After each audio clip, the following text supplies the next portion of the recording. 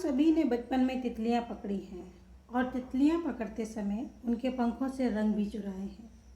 कभी कभी उन्हें घायल भी कर दिया है। फिर थोड़े बड़े होने पर पता चला ये रंगीन पंख उनको लंबी तपस्या के बाद मिलते हैं, यूं ही नहीं मिल जाते। और फिर हमने तितलियां पकड़ना, उनको परेशान करना बंद कर दिया। मेरी आज की कहानी कुछ इसी जज्बात को बताती है, बस अंदाज थोड़ा अलग है। उम्मीद है आपको पसंद आएगी। मेरी आज की कहानी का शीर्षक है तितलियां। दिन भर की थका देने वाली मेहनत के बाद सैजल कुछ पल शांति से खुद के साथ बैठना चाहती थी। उसने सोचा बीच पर जाती हूँ, समुद्र में सनसेट देखते हुए आज की शाम गुजारूंगी। दिन भर की थकान उतर जाएगी। साउथ का ये एरिया यूँ तो बहुत सुंदर और शांत है, पर गर्मी के इस महीने में यहाँ का मौसम जैसे पूरी शक्ति निचोड़ लेना चाहता है। अच्छे से अच्छा उत्साही व्यक्ति भी एक दो दिन में बुझ सा जाता है और जल्दी ही वो सुकून के क्षण ढूंढने लगता है। सैजल के साथ भी वही हो रहा था। उसने अपनी बाइक, चश्मा, पानी की बोतल और कैप उठाई, अपने क्लिप बालों को हवा में खुला छोड़ा और फ़ोन में अच्छा सा गाना लगाकर कान में एयरफोन लगा लिए और निकल पड़ी अपना मी टाइम बिताने, जिसमें सिर्फ वो हो, समंदर की लहरें और दिन भर के काम से थका डूबता सूरज, बिल्कुल उसकी तरह गुलाबी गुलाबी। वो बस उसे रेत पर बैठे निहारते रहना चाहती थी, धीरे धीरे सतह पर डूबते देखना चाहती थी। सैजल ने ठेले वाले से चिया जूस की एक गिलास ली, जिसमें स्ट्रॉ डलवाया ताकि बिल्कुल धीरे धीरे सिप करते हुए पी सके ठंडा ठंडा जूस और खाए समुद्र के किनारे की ठंडी शीतल हवा। यूँ तो बीच पर काफ़ी लोग थे, कुछ फैमिली, कुछ कपल, कुछ सामान बेचने वाले लोग। कुल मिलाकर चहल पहल वाला माहौल था। उसने नज़र दौड़ाई तो एक सुकून भरी जगह दिखाई दी। ऊंचे पेड़ के नीचे सफ़ेद मुलायम रेत, कुछ काले पत्थर, बैठने के लिए बिल्कुल सही जगह। वो तुरंत वहाँ बैठकर उस जगह को अपना बना लेना चाहती थी, उस जगह की शांति को जी लेना चाहती थी। उसने अपने सैंडल उतारे और पैरों को सीधा कर बड़े से पत्थर की टेक लगाकर आराम से बैठ गई। कानों में उसका मनपसंद गाना बज रहा था। अपनी अपर शर्ट की कुछ बटन खोल वो हवा को महसूस कर लेना चाहती थी। दिन भर की उमस भरी गर्मी के बाद शायद कहीं पानी बरस गया था, इस कारण हवा में ठंडक सी महसूस हो रही थी। सामने दूर तक फैला समंदर धीरे धीरे अपनी उठती गिरती लहरों का वेग बढ़ा रहा था। रात होते होते समंदर उग्र हो जाता है, मानो कह रहा हो, अब यह मेरा मी टाइम हो रहा है, दूर हो जाओ मुझसे और जी लेने दो मुझको मेरी ज़िंदगी मेरी तरह से, बिल्कुल सैजल की तरह। वो भी यहाँ उसी अंदाज में बैठने आई। दिन भर के काम के बाद कुछ पल जो उसके खुद के हों, जिसमें ना कोई रोके ना टोके, बस हो ये आकाश, गहरा समंदर और मनबंद हवा। उसे अपनी तन्हाई एंजॉय करते हुए अभी कुछ ही पल हुए थे कि उसकी नज़र सामने बैठे शख्स पर पड़ी। वो शायद उसे घूर रहा था। वो थोड़ी असहज हो गई। उसने अपनी शर्ट के बटन बंद कर लिए और स्ट्रेट पैर समेट कर बैठ गई, उसे पूरी तरह से इग्नोर करते हुए। ना चाहते हुए भी ध्यान उस शख्स की तरफ जा रहा था जो लगातार उसे घूरे जा रहा था, जिससे उसका पूरा सुकून जा रहा था और मन में गुस्सा भरने लगा। इन लोगों को प्रॉब्लम क्या है? क्यों किसी लड़की को अकेले बैठे नहीं रहने दे सकते? हर वक्त देखना ताड़ना जरूरी है क्या?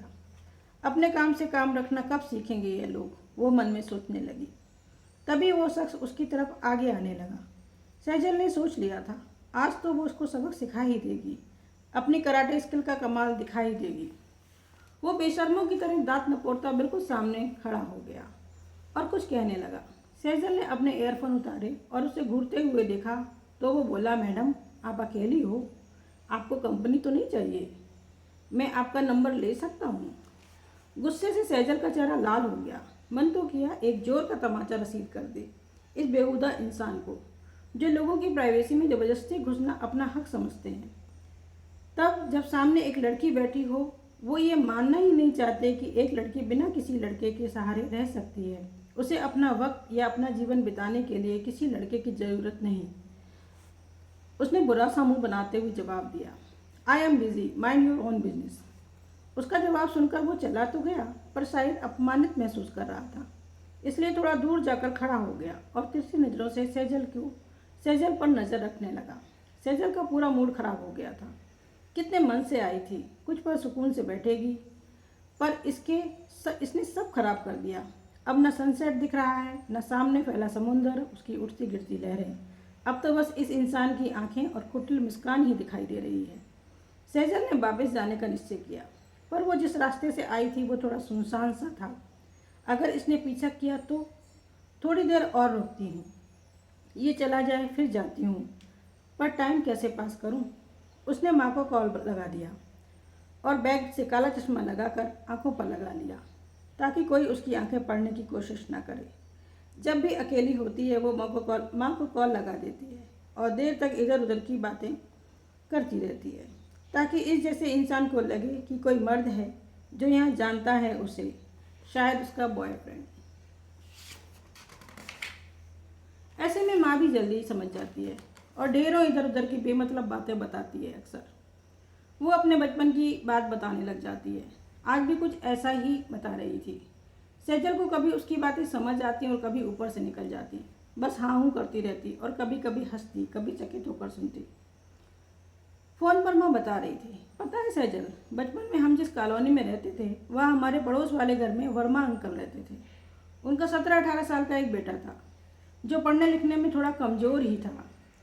उनके यहाँ शाम को जब अंकल ऑफिस से आते तो लगभग हर रोज़ अपने बेटे की पिटाई करते। वो अक्सर उसे कह रहे होते, पढ़ाई लिखाई में तेरा मन नहीं लगता, जब देखो तब पार्क में तितलियाँ पकड़ता रहता है, ना मुराद बदतमीज। और वो उसकी काफ़ी पिटाई करते। उस समय मैं सोचती, पार्क में तो हम बच्चे भी तितलियाँ पकड़ते हैं कभी कभी, पर हमारी कभी पिटाई नहीं होती, बस मना ज़रूर करते हैं बड़े लोग, तितलियों को छेड़ो मत, उन्हें उड़ने दो, इससे नए फूल खिलते हैं, बागों में बहार आती है। पर इन भैया की इतनी पिटाई क्यों होती है? सेजल ने पूछा। फिर आपको पता चला? माँ बोली, हाँ पता चला, पर समझ बहुत दिनों बाद आया। कैसे, क्या पता चला आपको? एक दिन हम बच्चे शाम के वक्त पार्क में खेल रहे थे, तभी वो वर्मा अंकल का बेटा अपने दोस्तों के साथ वहाँ आया और कह रहा था, चल यार पार्क में बहुत सारी तितलियाँ आई हैं। वहाँ तितलियाँ तो कहीं नहीं थी, पर हाँ हमारी कॉलोनी में रहने वाली दीदियाँ जरूर थीं जो शाम को पार्क में घूमने आती थीं।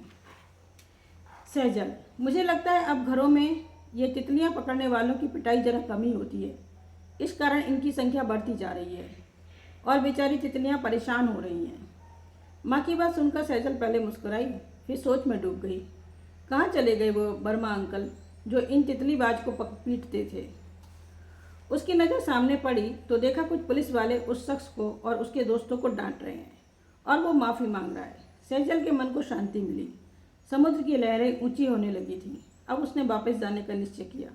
अपनी शर्ट की 2 बटन खोल दी। उमस बढ़ गई थी। उसने सोचा हवा लगे शायद थोड़ी। शुक्रिया। थोड़ी गड़बड़ हो गई।